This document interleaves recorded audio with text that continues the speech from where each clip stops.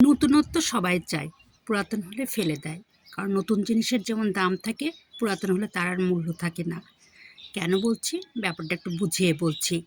আমার এই ফুলগুলো যখন নতুনকালে ফুটেছিল, খুব সুন্দর চকচকে ছিল, তার খুব সুন্দর একটা লাবণ্য ছিল। ফুলটা দেখলেই তাকিয়ে থাকতে ইচ্ছা হতো। কিন্তু এখন দেখুন, ফুলটার পুরো শরীরে কালো কালো হয়ে আসছে, তার মানে পুরাতন হয়ে গেছে। ও আর গাছে শোভা পাচ্ছে না। প্রতিটা ফুলেই দেখুন, এই দেখুন। শুধু সেটা না, এই দেখুন, একবারে ঝিমে গেছে।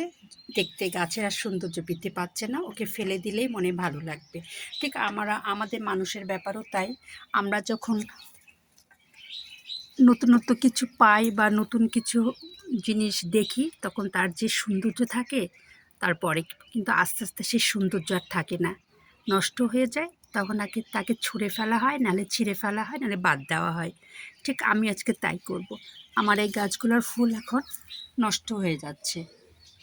প্রতিটা গাছের চেহারা দেখুন, এই দেখুন,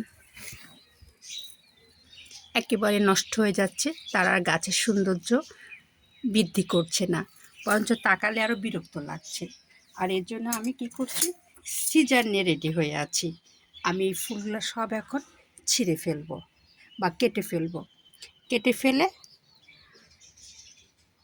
আমার গাছগুলোর সৌন্দর্য বৃদ্ধি করব। কারণ এই পুরাতন ফুলগুলা বা পার্থক্যর কারণে ফুলগুলা আর গাছে দেখতে ভালো লাগছে না। আর এই ফুলগুলোর কারণে আমি আবার নতুন ফুল পেতে যথেষ্ট আমার সময় লাগবে। আর এই ফুলগুলো যদি আমি কেটে ফেলি, 1 সপ্তাহের মধ্যে আমি আবার এই ডাল থেকে ফুল পাবো।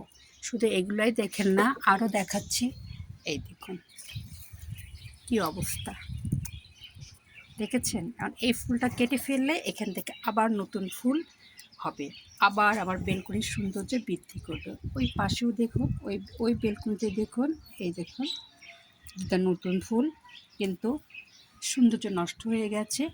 এদের গায়ে একটা মলিন ভাব আসছে। আর এই কারণে আমি কি করব, ফুলগুলা কেটে ফেলব। কেটে ফেলে আবার নতুন ফুলের আভাস আনবো, বা নতুন ফুল আমার আবার আসবে। দেখলেন, কেটে ফেললাম। এভাবে আমি প্রতিটা ফুলেই কেটে ফেলবো। আর কাটলেই আমার আবার নতুন ফুলের আগমন ঘটবে। এটা নিয়ম। পুরাতন গেলে নতুন আবার আসে, ঠিক এই ফুলগুলোর মতো। একে একে আমি সব ফুলগুলো কেটে ফেলেছি, এই দেখুন। কারণ এগুলা কাটছি, আবার নতুনজন আসবে। এই দেখুন, এখন এগুলো আমি কোথায় রাখবো জানেন? আমার টেবিলের সৌন্দর্য বৃদ্ধি করবে, সুন্দর ফুলদানিতে রেখে দেব। এই জন্যই পুরাতনকে বিদায় দিলে নতুনের আগমন সবসময় ঘটে।